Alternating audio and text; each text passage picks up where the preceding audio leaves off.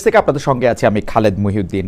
অনেকগুলি বিষয় নিয়ে আমরা আলোচনার মধ্যে আছি। মার্কিন বাণিজ্য চুক্তি, হামের টিকা দেয়াতে বর্তমান সরকার না অন্তর্বর্তী সরকারের গাফিলতি, তারপরে আমাদের এইখানে বাক স্বাধীনতা আসলে কীরকম হবে। কয়েকদিন আগে বিশ্ব মুক্ত গণমাধ্যম দিবস গেল।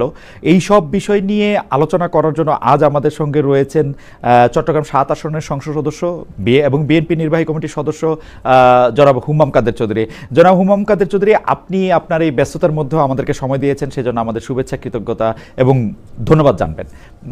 আমাদের সাথে আরও থাকছে নারায়ণগঞ্জ ৪ আসনের সংসদ সদস্য, তরুণ সংসদ সদস্য, এনসিপির যুগ্ম সদস্য সচিব জনাব আব্দুল্লাহ আল আমিন। জনাব আব্দুল্লাহ আল আমিনও অনেক ব্যস্ত থাকেন। আপনার এই ব্যস্ততার মধ্যে আমাদের আপনি সময় দিয়েছেন, সেজন্য শুভেচ্ছা, কৃতজ্ঞতা এবং ধন্যবাদ জানবেন জনাব আব্দুল্লাহ আল। থ্যাংক ইউ খালিদ ভাই।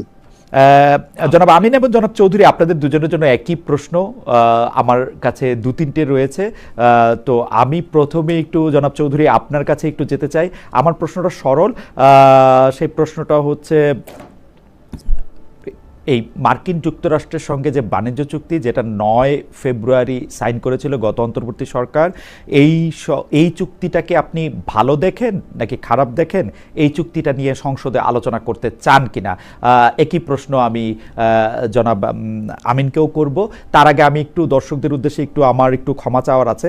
আমি তত্ত্বাবধায়ক সরকারের বা অন্তর্বর্তীকালীন সরকারের উপদেষ্টা জনাব শফিকুল আলমকে বলেছিলাম যে আমাদের যে ফ্লিট, বিমান বাংলাদেশের ফ্লিটে এয়ারবাসও আছে, বোয়িংও আছে। আসলে আমাদের এটি আমার তথ্যগত জানার ভুল বা স্লিপ। সেটি হচ্ছে আমাদের এখন এয়ারবাস নাই, আমাদের শুধু বোয়িংয়ে আছে। এয়ারবাস কেনার আলোচনা চলছিল, কিন্তু এয়ারবাস কেনা হয়নি। জনাব মোহাম্মদ ইশরাক সহ আরও অনেকে আমাকে সেই ভুলটি ধরিয়ে দিয়েছে, তাদের প্রতি কৃতজ্ঞতা এবং আমি ভুল স্বীকার করে দুঃখ প্রকাশ করছি।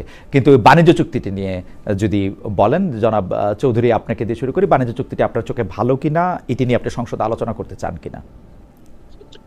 সংসদে তো প্রথমেতে আমি আপনাদের সকলকে, আপনার দর্শকদেরকে ধন্যবাদ জানাই, সালাম জানাচ্ছি চট্টগ্রাম থেকে।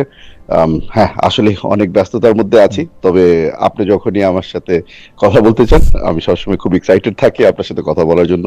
আর প্রথম প্রশ্ন যেটা আপনি করলেন যে বাণিজ্য চুক্তি ভালো নাকি খারাপ, আসলে এমন একটা পজিশনে চলে আসছে বাংলাদেশ, এবং খালি বাংলাদেশ না, সবগুলি দেশই, যে চাই আর না চাই চুক্তি তো করতে হবে, এরকম একটা সিচুয়েশন ছিল। আপনার প্রশ্ন ছিল যে এটা নিয়ে সংসদে কি আমরা আলাপ আলোচনা করতে চাই নাকি না। আমি আমার পার্সোনাল পজিশন থেকে আপনাকে বলতে পারি যে এত বড় ধরনের ডিসিশন যেটা পুরো বাংলাদেশকে এফেক্ট করে, আমার মনে হয় যে এটা নিয়ে ডেফিনেটলি সংসদে আলাপ আলোচনা করা উচিত। এখনো সুযোগ আছে এগুলো নিয়ে আলাপ আলোচনা করার।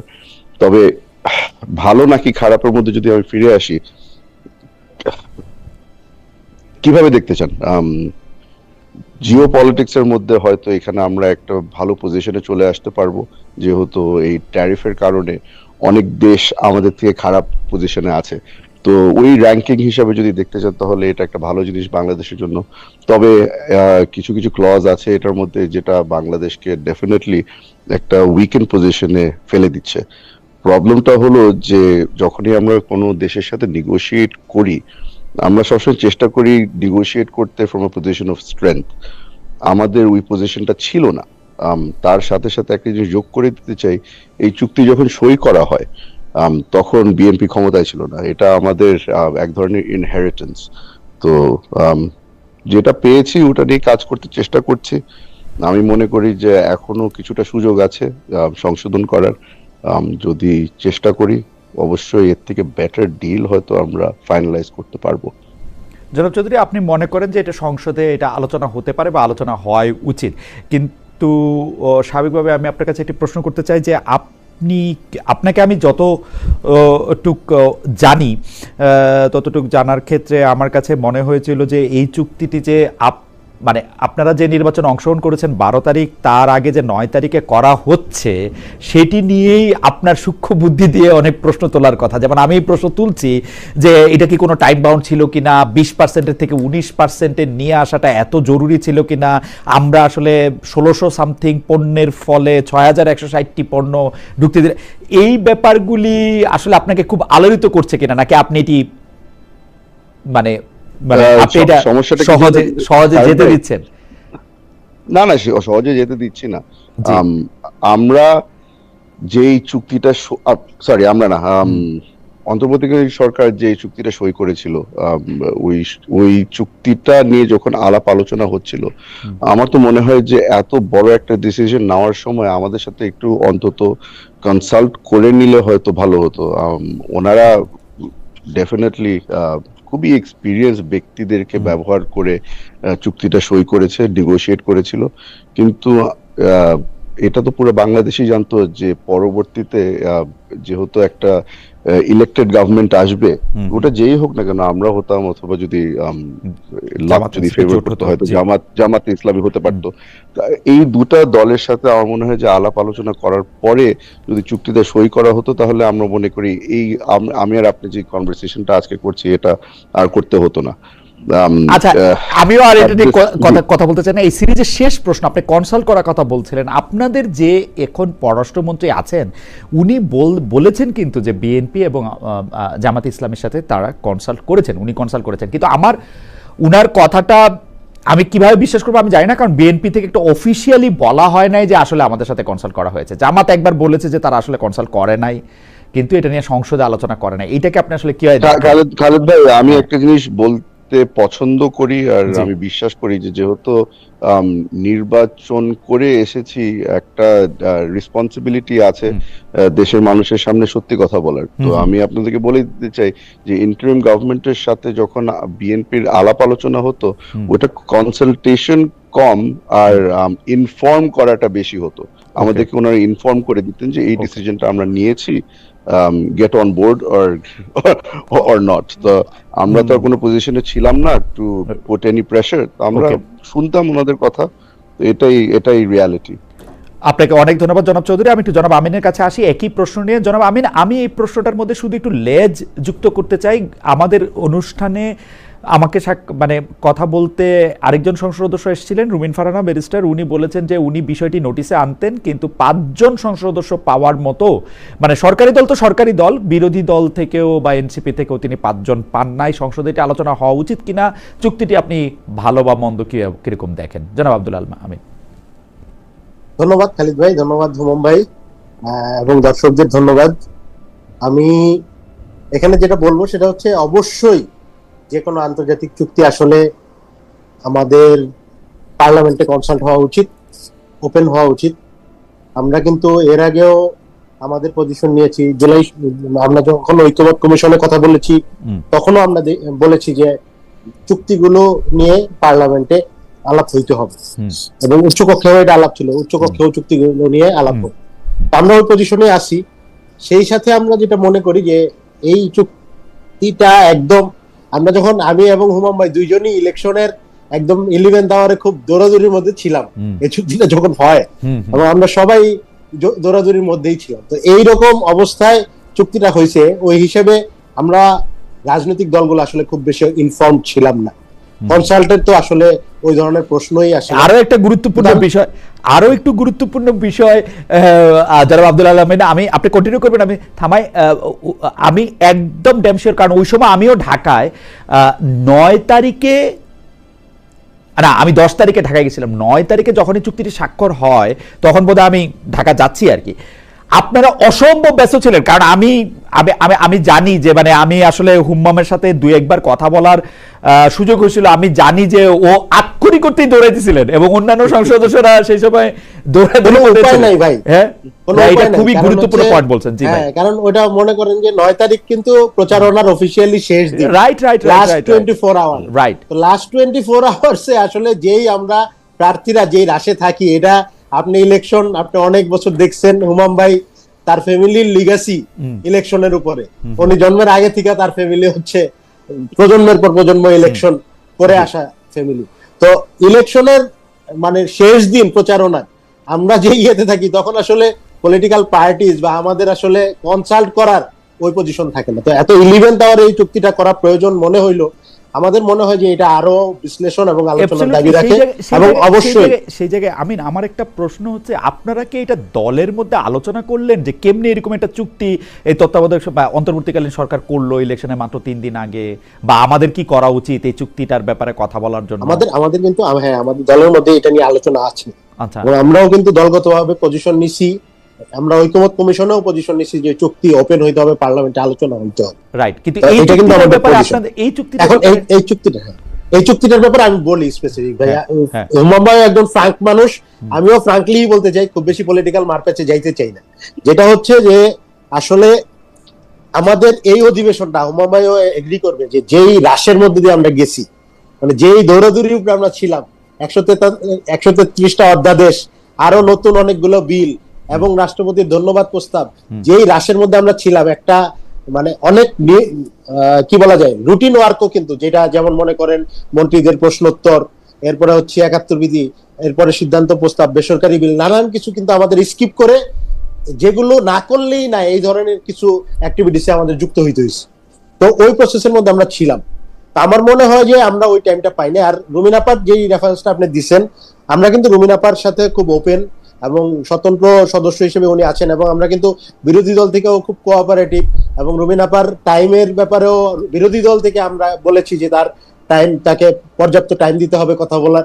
তো রুমিন আপা যেটা বলছেন যে 5 জন, হ্যাঁ, উনি স্বতন্ত্র ইলেক্টেড হয়েছেন, ওনার যেহেতু কোন দলের সাথে উনি অফিসিয়ালি নাই, তাহলে স্বাভাবিকভাবে ওনার 5 জন দরকার, কিন্তু অফিসিয়ালি আসলে উনি এনসিপি কে এটা বলেন নাই। তা আমাদেরও, হ্যাঁ, আমাদের জায়গা থেকে যেটা আমরা মনে করি যে এই রাইস টাইমটা আমরা পার করেছি, ওই অধিবেশনে আসলে আলোচনার ওই সুযোগটা আমরা পাই নাই। কিন্তু আমি মনে করি অবশ্যই আলোচনা হওয়া উচিত, কারণ এটা একটা নিরাপত্তার ইস্যু, এটা রাষ্ট্রীয় স্ট্রেংথের ইস্যু, এটা হচ্ছে আমাদের, আমরা বারবার বলেছি আমাদের চুক্তি আমরা হবে, আমরা ভারতের সাথেও আমরা সম্পর্ক চাই, আমরা চীনের সাথেও সম্পর্ক চাই, আমেরিকার সাথে সম্পর্ক চাই, আমরা ওপেন, কিন্তু মর্যাদার প্রশ্নে আমাদের সম্পর্কটা হবে। আমরা অতীতে দেখছি যে সম্পর্কগুলো হচ্ছে যেমন ভারতের সুজাতা সিং আইসা ইলেকশন ডমিনেট করে গেছে, এই ধরনের সম্পর্ক আমরা চাই না। এখানে আরেকটা কথা আমি যুক্ত করতে চাই, একটু যুক্ত করে ফেলি, সেটা হচ্ছে যিনি পররাষ্ট্র উপদেষ্টা ছিলেন, বেসিক্যালি যিনি এখানে কি মেকার ছিলেন, উনি কিন্তু পরবর্তীতে পররাষ্ট্র মন্ত্রী হিসেবে, নিরাপত্তা উপদেষ্টা পররাষ্ট্রমন্ত্রী হয়েছেন। জি, হ্যাঁ, নিরাপত্তা উপদেষ্টা, উনি পররাষ্ট্র মন্ত্রী হয়েছেন। তো ওয়ান কাইন্ড অফ, এটা মনে হয় আমাদের কাছে, কোনো কনস্পাইরেসিতে যেতে চাই না, কিন্তু ওপেন মনে হয় যে আসলে বিএনপি জিনিসটাকে ওন করেই এই জিনিসটা ওনাকে ওন করছেন, কারণ বেসিক্যালি বলা হয় যে উনি এই পুরো ব্যাপারটা ডিল করছেন।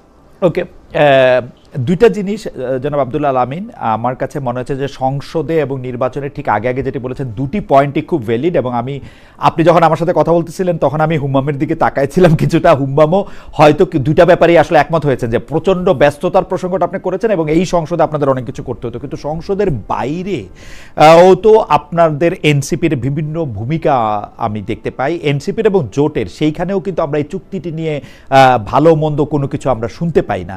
এমনকি আপনাদের জোটে একজন আছেন এবি পার্টির জনাব ফুয়াদ, তিনি এসে আমাকে বলেছিলেন যে ব্যাপারটা তো ইন্ডিয়ান নেরেটিভ। আমি বলি যে ভাই, ইন্ডিয়ান নেরেটিভটা ক্ষমা করে দেন, আমি তো পড়ে দেখতেছি চুক্তিটা ভালো হয় না, এখন আপনি সংসদে আলোচনা করে আমাকে বুঝায় বলেন যে এটা ভালো হয়েছে কি খারাপ হয়েছে। তো সংসদের বাইরে এটা নিয়ে এনসিপির মধ্যে আলোচনা আছে কিনা যে আমরা এটাকে, হ্যাঁ, আলোচনা আছে, আর আমি ওইভাবে বলতে চাই না যে, হ্যাঁ, আমি বলতে চাই না যে ইন্ডিয়ান ন্যারেটিভ বা এই ধরনের আলোচনা আমি যাইতে চাই না। আমি মনে করি যে আমরা অতীতেও আমরা দেখছি যে বিরোধীদের প্রোপাগান্ডা বা শুধু বিরোধিতার জন্য বিরোধিতা করলাম, এইসব পয়েন্টে গিয়ে আমরা টেকনিক্যাল আলাপে যাই না, আমরা মর্যাদার আলাপে যাই না, আমরা ট্যাগিং এর আলাপে গেছি, ওই প্রশ্নে আমরা যাইতে চাই না। আমরা আমাদের মর্যাদাটা এনশিওর করতে চাই। হ্যাঁ, আমাদের দলের মধ্যে এটা নিয়ে আলোচনা আছে, আমরা এটা নিয়ে আলোচনা করতেছি যে আমরা কি পজিশন নিব, কিন্তু আমরা বলেছি একটা জায়গায় আমাদের বেসিক পয়েন্ট, এটা শুধু আমেরিকার সাথে 9 তারিখের চুক্তি না, সবগুলো চুক্তির ব্যাপারে, বিদেশি চুক্তির ব্যাপারে আমরা এই ব্যাপারে আমাদের পজিশন হচ্ছে এটা ওপেন হইতে হবে, এটা নিয়ে ডিসকাসড হইতে হবে। এটা কোনোভাবে যাতে ওই যে ইন্ডিয়ার সাথে আমি দেখছি যে আওয়ামী লীগের সময় আমরা দেখছি যে আমরা জানতামই না কি চুক্তি হচ্ছে, শুধু আমরা সংখ্যা জানতাম, এতগুলো চুক্তি স্বাক্ষর, এই ধরনের ঘটনা যাতে না ঘটে, আমার মনে হয় হুম্মা ভাইও এগ্রি করবে। আচ্ছা, আমি একটু একটা সেকেন্ড আপনাকে ধন্যবাদ জনাব আব্দুল আমিন। আমরা পরবর্তী প্রসঙ্গে যাওয়ার আগে আমি একটু আবির ভাইকে বলবো যে আমাদের আগের এপিসোডের ডেসক্রিপশন আসছে, এইটা কেউ একটু বলতেছিলেন এটা একটু প্লিজ এটা একটু দেখবেন এটা ঠিক করা যায় কিনা, দর্শকরা একটু বিরক্ত হচ্ছেন এটা নিয়ে আগের ডিসক্রিপশনে। এইবার আমি যে প্রসঙ্গে আসতে চাই সেই প্রসঙ্গ হচ্ছে হামের টিকা। তবে জনাব চৌধুরী, আমি এই প্রসঙ্গটাতে আপনার উত্তরটা নিতে চাই আমিনের উত্তরের শেষ পরে আর কি, আপনি যদি অনুমতি দেন আর কি, যে আমি একটু আমিনকে প্রথমে এটা জানতে চাইছি। জনাব আব্দুল্লাহ আমিন, আপনি জানেন যে দেশি বিদেশি কিছু মিডিয়ার প্রতিবেদন, ইউনিসেফের কর্মকর্তাদের সাক্ষাৎকার, এইগুলি থেকে প্রমাণিত যে ডক্টর ইউনূস সরকার দেশে টিকা প্রদানে পরিবর্তন আনতে চেয়েছিলেন, কিন্তু আসলে এটি প্রমাণে মানে ইউনিসেফের লোকজন এটা সতর্ক করে দিয়েছিলেন, মানে আমরা যদি পত্রিকার, এবং এইটা এক ধরনের গাফিলতি, অনেকে এটা হয়তো আরও বেশি বললে আরও বেশি এটা বাইর হবে, এবং এইটাকে হচ্ছে ব্যাকআপটা এটা বুঝতে না পারা, স্বীকার না করা, বা অতটা নাও জানতে পারা। আপনারা ব্যাপারটাকে আসলে কিভাবে দেখছেন? মানে আমরা এখানে যেটা মনে করতে, আমরা যেটা মনে করি যে শিশুদের যে স্বাস্থ্য, এই ব্যাপারে কোনো ধরনের গাফিলতি করা এটা চরম মানে এক ধরনের কি বলা যায়, মানে এটা অন্যায় বলবো, এক ধরনের মানে অনেক মানে কঠিন অন্যায় হয়েছে। এবং আমরা দেখেছি যে ইন্টারিমের সময় আমরা দেখেছি স্বাস্থ্য উপদেষ্টা যিনি ছিলেন উনি এত ফাংশনাল ছিলেন না, এটা তো আমাদের বলতে হবে। তো এবং উনি আমরা দেখেছি যে স্বাস্থ্যর নানান ইস্যুতেই, এটা শুধু হামের ইস্যু না, নানান ইস্যুতেই ডিসিশন নিতে দেরি করছেন, ডিসিশন গুলো হয় নাই, বা ওনাকে দেখা যায় না, উনি একজন অসুস্থ মানুষ ছিলেন কিন্তু তার উপরেই ডিপেন্ডেবল হয়ে রয়েছে। এই ধরনের ইস্যুর আমরা তখনও বিরোধিতা করছি যে অবশ্যই স্ট্যান্ড নিতে হবে। সেই সাথে আরেকটা জিনিস অ্যাড্রেস করি, হ্যাঁ এটা ট্রু যে ইন্টারিমের সময়ে এখানে গাফিলতি ছিল, কিন্তু এটা শুরু হয়েছে 18 থেকে, মানে শুরু হয়েছে কিন্তু আরো আগে থেকে। আপনার করোনার পর থেকেই আওয়ামী লীগ আমলেও এই পুরো হামের পুরো প্রজেক্টটা নিয়ে তারা হচ্ছে গাফিলতি করছে, ওইটার ধারাবাহিকতা এক ধরনের মানে ইন্টারিমও ওইটার মানে লিগাসিটা টাইনা নিয়ে গেছে। এইখানে আমি আওয়ামী লীগ প্রথম এই জিনিসটা শুরু করছে, এই যে হামের টিকার ব্যাপারে গাফিলতি, এটারেও অ্যাড্রেস করতে চাই।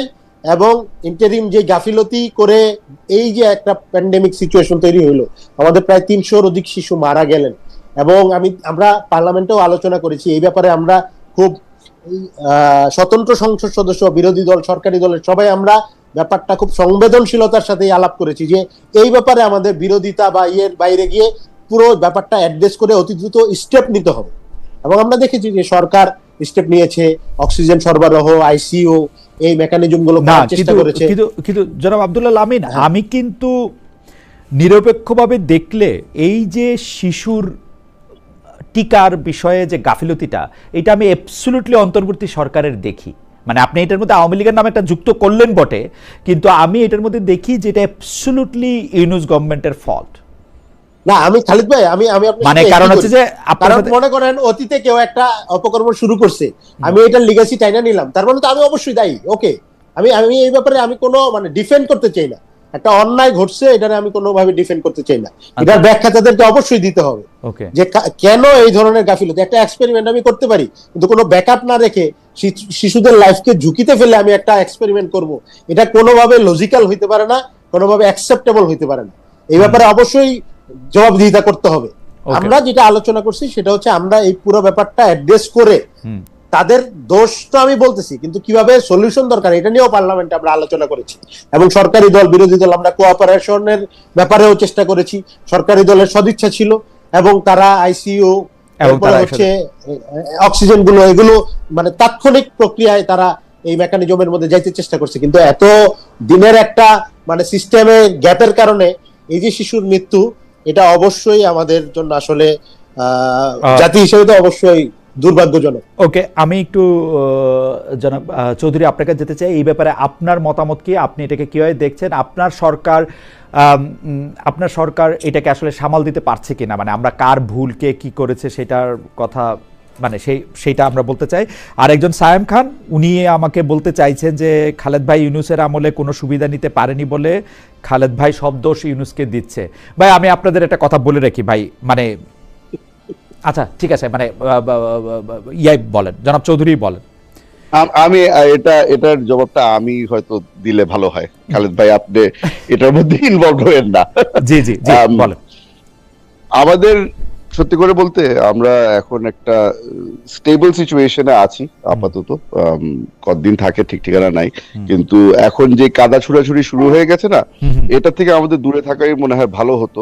তবে কিছু কিছু বড় ইস্যু যেগুলা ঘটেছে অতীতে, ওগুলা বোধহয় এখন একটু ক্ল্যারিফাই করা ভালো। ইন্টারিম গভর্নমেন্ট প্রকিউরমেন্ট স্কিমটা চেঞ্জ করতে চেষ্টা করে না, ওনারা করেছে। সবাই বললো, ইউনিসেফ থেকে শুরু করে সবাই যারা এটার মধ্যে হাইলি এক্সপিরিয়েন্স, তারা বললো যে এটা করো না, এটার মধ্যে মেজর প্রবলেম হওয়ার সম্ভাবনা আছে। এখন ইউনূস সাহেবের সরকারের সময় ওনারা কিছুটা ঘাটতারা ছিল। সব কিছু যেটা আমরা আওয়ামী লীগের আমল থেকে যেগুলা পেয়েছি সবকিছুই খারাপ, সবকিছুই চেঞ্জ করতে হবে, এটা নো কম্প্রোমাইজ। ভালো কথা, ওনারা কোনো কম্প্রোমাইজ করলো না, নতুন একটা সিস্টেমে নিয়ে আসলো। এখন ওটার জন্য আমরা বর্তমানে সাফার করছি। আমি একটা জিনিস শেয়ার করতে চাই। ইন্টারিম গভর্নমেন্টের সময় একটা বড় ডিজাস্টার হয়েছিল। ডিজাস্টারটা ছিল একটা আমাদের ট্রেনিং জেট ক্র্যাশ করেছিল মাইলস্টোন স্কুলের মধ্যে, আপনার মনে আছে হয়তো। ওই ঘটনাটা যখন ঘটেছিল, প্রথম কয়েক ঘন্টার মধ্যে সবাই ছুটাছুটি করছিল যে এটাকে কেমনে করে ট্যাকল করা যায়। এটা আগুন প্রথমে নিভাতে হবে, হাসপাতাল নিতে হবে, বার্ন ইউনিট অর্গানাইজ করতে হবে। এখন অনেক মানুষ অনেক ধরনের চেষ্টা করেছিল, আমাদের দলের থেকেও অনেক মানুষ গিয়েছিল সাহায্য করার জন্য। কিন্তু একজন ব্যক্তির ব্যাপারে আমি আজকে বলতে চাই, এটার জন্য হয়তো আমাকে পরবর্তীতে অনেক গালি খেতে হবে, কিন্তু আবারও বলছি যে সৎ সাহস নিয়ে কথাটা বলছি। আমাদের একজন ডাক্তার ছিলেন, উনি বোধহয় পরবর্তীতে আওয়ামী লীগের সময় মন্ত্রীও ছিল। ওনাকে সবাই চিনে, ডক্টর সেন, ওনাকে সবাই চিনে as the guru of disaster management আর বার্ন ইউনিটের জন্য। প্রথম বোধহয় বার্ন ইউনিট উনি অর্গানাইজ করেছিল বাংলাদেশে। ওনার তরফ থেকেও কিন্তু সাহায্যের হাত বাড়ানো হয়েছিল। আর এই জিনিসটার মধ্যে আমি নিজে পার্সোনালি ইনভলভ ছিলাম, ওই জন্য আমি জানি। উনি বলেছিল যে দেখেন, আমি জানি যে একটা বিশাল অকারেন্স হয়েছে, I would like to help, যেভাবেই হোক না কেন I would like to help. আমি এই মেসেজটা পাস অন করেছিলাম ইন্টারিম গভর্নমেন্টের কাছে। ইন্টারিম গভর্নমেন্টের রেসপন্স ওয়াজ অ্যাবসলিউটলি নট, সাহায্য নিল না। আমি জানি না, সাহায্য নিলে হয়তো কয়েকটা যান বেঁচে যেত, বাট ওনার নেননি। অ্যাগেন এটা হচ্ছে কি ওই ঘাটটার আমি বলেছি করবো না, সো ওই সাহায্যটাও নেয়নি। এই ধরনের অনেক ঘটনা আছে যেখানে ওনাদের স্টাবার্ননেস এর কারণে আমাদের এখন বর্তমানে অনেক জায়গায় সাফার করতে হচ্ছে। ডিসিশন তো জনগণ নিবে, পরবর্তীতে ওনারা ডিসাইড করবে যে আমরা খুবই দুঃখজনক। আমরা আসলে ইন্টারিম গভর্নমেন্টকে কিভাবে করে রিমেম্বার করব, মনে রাখবো কিভাবে করে, ওটা হয়তো 5-10 বছর পরে বাংলাদেশের জনগণ ডিসিশন নিবে। তার সাথে সাথে একটা জিনিস আমার মনে হয় যে সবকিছু গায়ের জোরে চেঞ্জ করতে হবে, এই জিনিসটা কিন্তু খুব খারাপ একটা জিনিস। আমার মনে হয় যে অনেক জায়গায় গত 50+ ইয়ার বাংলাদেশ স্বাধীন হয়েছে, অনেকগুলা তো ট্রাইড এন্ড টেস্টেড মেথড আছে যেগুলো আমরা জানি কাজ করে, তো ওগুলাতে আমরা নাই ঘাটাই, ওই প্রক্রিয়াটাতে আমরা থেকে যাই। আশা করছি যে এই বিশাল ডিজাস্টার গুলার থেকে আমরা কিছুটা সাহায্য পাবো। এখন খালেদ ভাই একটু যদি সুযোগ দেন, তাহলে আমি একটা ইম্পর্টেন্ট জিনিস অ্যাড করতে চাচ্ছিলাম। আমিন একজন সংসদ সদস্য, ওনাদের সংসদের ভূমিকা নিয়ে কথাটা বলেছিলেন যে এই টপিকগুলো ওনারা রেজ করছেন নাকি না। আমার মনে হয়, আর আমি এটা আবারও বলছি, যে বাংলাদেশের ভালোর জন্য কথাটা বলছি, যে আমার মনে হয় যে বিরোধী দল NCP included have to be far more active in parliament. ওনাদের আরো শক্তিশালী ভূমিকা রাখা উচিত, বিকজ এই যে ওনারা একটু আগে আমরা যেটা ডিসকাস করছিলাম ট্যারিফের ব্যাপারে, ওটা ওনারা যদি শক্তিশালী ভূমিকা রাখলেই যে হচ্ছে জিনিসটা কিন্তু এরকম না। ওকে আপনারা তো মেজরিটির উপরে চলতেছেন। আমিন আপনি বলবেন, কিন্তু আমি একটু চৌধুরী সাহেব আপনার কাছে একটু জানতে চাই যে মানে শক্তিশালী ভূমিকাটা আপনি আসলে একটু ব্যাখ্যা করবেন, যে মানে আপনি ওদের কাছে কি শক্তিশালী দেখতে চাচ্ছেন, আপনারা নিজের শক্তিশালী আমরা আমরা আমাদের এখানে তো একটা চেক এন্ড ব্যালেন্সের বিষয় আছে। আমরা সবসময় বলি যে বাইরে, সংসদের বাইরে চেক এন্ড ব্যালেন্সের কাজটা করে হচ্ছে গিয়ে মিডিয়া, প্রেস, কিন্তু সংসদের ভিতরে ওই চেক এন্ড ব্যালেন্সের কাজটা করার কথা বিরোধী দলের। বিরোধী দল অনেকটাই, হ্যাঁ আমি বলবো না যে এটা সবকিছু খুব ফেয়ারলি কাজ চলছে, কিন্তু ওনারা যদি আরেকটু ভোকাল হতো, আমার মনে হয় যে এখানে আমাদেরকেও যদি ওনারা প্রেসারে রাখতো তাহলে আমরাও আরো এবার পরিষ্কার হয়েছে যে আপনি আরেকটু পিছনে চলে যাই। খালেদ ভাই, আপনি মেনশন করেছিলেন যে রুমিন আপা আমার খুব ঘনিষ্ঠ ব্যক্তি, উনি বলেছিল যে 5 জন সংসদ সদস্য খুঁজে পাচ্ছিল না এই জিনিসটা রেজ করার জন্য। এইখানে আমি বিশ্বাস করি যে রুমিন আপা হয়তো আমাকে ইনাফ চিনে, আর আমার উপরে অতটুকু ভরসা আছে ওনার, যে উনি যদি আমাকেও বলতো আমিও কিন্তু ওনার সাপোর্ট দিতাম। উনি সরকারি দলের কাছে ভয়েই মনে বলে নাই, বাট শিওর। আর বিরসা ফারানা নিশ্চয়ই আমাদের মানে আপনার এই কথা নিশ্চয়ই শুনবেন এবং আপনি যেটা সাপোর্ট দিবেন সেইটা নিশ্চয়ই তার কাছে পৌঁছাবে। এইবার আমি যে আপনার শেষ হলে আমি পরবর্তী প্রসঙ্গে একটু যেতে চাই। এইবার হচ্ছে যে একটু আমিন থেকে অনুমতি নেই চৌধুরীকে দিয়েই শুরু করার জন্য। আমিন, আপনি আমাদের সঙ্গে থাকবেন। একই প্রশ্ন আমি আসলে চৌধুরীকে দিয়ে আমি একটু শুরু করতে চাই।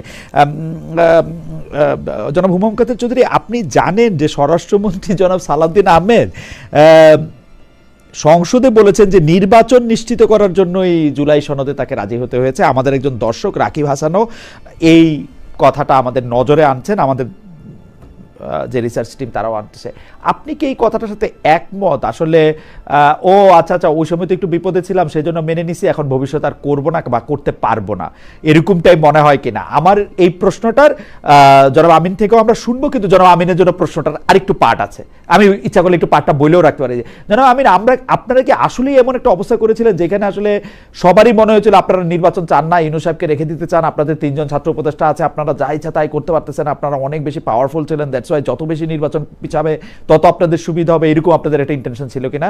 এবং জনাব সালাউদ্দিন আহমেদকে নিয়ে আমরা একটু জনাব চৌধুরী আপনাকে জানতে চাইবো যে উনি কি এটা বলে ফেলছেন, মনে ছিল, নাকি আসলেই ঘটনাটা এরকম? মানে অনেক সময় হয় না, মানুষ, সালাউদ্দিন সাহেব তো এখন অনেক বেশি সুন্দর করে গোল গোল করে কথা বলেন, এখন হয় কি যে এই কথা বলতে থাকলে একটা হাততালির জন্য একটু বলে ফেলছেন কিনা, নাকি এইটাই আসলে ইন্টেনশন?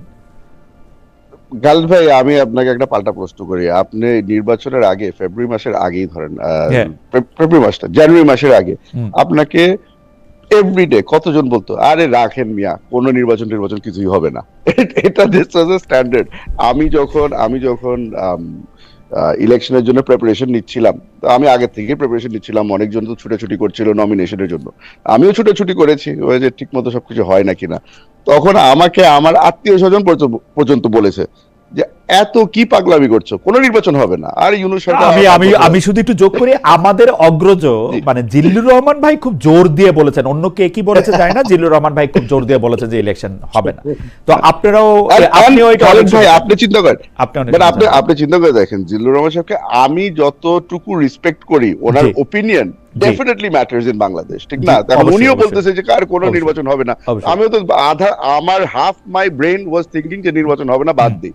তো এখন এটা হলো গিয়ে এক জিনিস। দ্বিতীয় হচ্ছে গিয়ে আমরা কি আসলেও এই নির্বাচন হওয়ার জন্য যা যা করণীয় করেছি? নিশ্চয়ই করেছি। এতই যদি ভালো হতাম তাহলে তো আমি মসজিদে ইমামতি করতাম, আমি তো রাজনীতি করতাম না। বাস্তবে চলে আসি, আমি রাজনীতি করি, আর রাজনীতি করার জন্য আমার নির্বাচন করতে হবে। এখন নির্বাচন করার জন্য যদি ওনারা যেটা বলছে, ওনারা তো যে প্রেসার দিয়েছিল, এনসিপি যে প্রেসার দিয়েছিল যে জুলাই সনদ সাইন করবো না, এই করবো না, হ্যান করেগা ত্যান করেগা, কত কিছু বললো না। তো আমরা বললাম যে ভাই আপনারা সই দেন, আমি দেখেন আমি সই দিলাম, আপনারাও দেন। ওনারা ওটাতেও করলো না, পরবর্তীতে গিয়ে করেছে, ঠিক আছে। কিন্তু এখন আমাদের তো মেইন জিনিস ছিল যে বাংলাদেশ যে সিচুয়েশনের মধ্যে ছিল, এটা আপনি হয়তো ভালো বুঝবেন, কোন ধরনের আপনার ইনভেস্টমেন্ট বাংলাদেশে আসছিল না, সবকিছু বন্ধ ছিল। অনেক কিছু লাইন আপ করা হয়েছিল, এটা আমি ইউনূস সরকারকে আমি ধন্যবাদ জানাই যে ওরা অনেক কিছু লাইন আপ করেছিল, বাট 1 টাকা ডিরেক্ট ইনভেস্টমেন্ট বাংলাদেশে আসছিল না। কারণ প্রত্যেকটা ব্যক্তি একই কথা বলতো, নির্বাচিত সরকার আসুক, তারপরে দেখব। আচ্ছা নির্বাচিত আচ্ছা সরকার, জনাব হুমায়ুন তারপরে কবির চৌধুরী, দেখব। এইটার কারণ কি একটা হইতে পারে যে আপনারা যেহেতু ওই সরকারকে দেখতে পারতেন না বা অ্যাপারেন্টলি দেখতে পারতেন না, আপনারা কাটা বেছিয়ে রাখছিলেন পথে অনেক, সেজন্য নির্বাচন মানে সেজন্য ইনভেস্টমেন্ট আসতেছিল না? খালেদ ভাই, এটাই যদি হতো না তাহলে আমাদের থেকে বড় গরু আর কেউ নাই, কারণ এটা তো এখন আমরা সাফার করছি। বাস্তব কথা, আমরা যদি এই কাটা বিছিয়ে রাখতাম, আর আমরা জানি যে পরবর্তীতে গিয়ে আমাদের এই এনভায়রনমেন্টের মধ্যে আমাদের সরকার গঠন করতে হবে আর এই ধরনের ইকোনমি নিয়ে আমাদের কাজ করতে হবে, তাহলে কি আপনার সত্যিকারই মনে হয় যে এটা আমরা করতাম? আমরা তো চাচ্ছিলাম যে, আর আমরা বারবার করে বলছি, we need Yunus to succeed. Doctor Yunus যদি সাকসেসফুল হয়, তাহলে আল্লাহ দিলে যদি একটা ভালো একটা ইকোনমি নিয়ে আমরা সরকার গঠন করতে পারি, তাহলে তো এই প্রিয় দর্শক, আসসালামু আলাইকুম। প্রিয় দর্শক, এতক্ষণ আপনারা দেখলেন খালেদ মহিউদ্দিন সাহেবের একটি টক শো। খালেদ মহিউদ্দিন সাহেব এখানে বর্তমান বাংলাদেশ রাজনৈতিক প্রেক্ষাপট নিয়ে আলোচনা করেছেন। আজকের এই টক শোতে উপস্থিত ছিলেন হুম্মাম কাদের এবং এনসিপি নেতা। এনসিপি নেতার যেই দাবি ছিলেন যে আসলে ডক্টর ইউনূস ওনার সরকারের ভিতর থেকে উপরে আরও সরকার ছিল, ডক্টর ইউনূস শুধু ক্ষমতার চেয়ারেই বসেছিলেন, কিন্তু কাজকর্ম করতেছিলেন পিছন থেকে অন্য একজন। তো এই পিছন থেকে অন্য কে হতে পারে সেটি অবশ্যই কমেন্ট বক্সে জানাবেন। অনেকেই বলে থাকেন যে তারেক রহমান যেভাবে বলতেন সেইভাবেই ডক্টর ইউনূস শাসন কার্য পরিচালনা করতেন, এবং তারেক রহমান যখনই নির্বাচন দিতে বলেছেন ঠিক তখনই কিন্তু ডক্টর ইউনূস নির্বাচন দিয়েছেন। তেমনটি অনেকে বলে। প্রিয় দর্শক, আপনার কাছে আসলে কি মনে হয় যে এরকম কোনো ঘটনা কি আসলে ঘটেছে কিনা সেটি অবশ্যই কমেন্ট বক্সে জানাবেন। এছাড়াও হামের টিকা নিয়ে কথা হয়েছে যে হামের টিকা ডক্টর ইউনূস বাংলাদেশে বিদেশ থেকে আনেননি, এবং কেন আনেননি, হামের টিকা না দেওয়ার কারণে কিন্তু বহুত শিশু মারা গেছে এবং বহুত শিশু আক্রান্ত হয়েছে হামে। তো অনেকটা গুজবও আছে।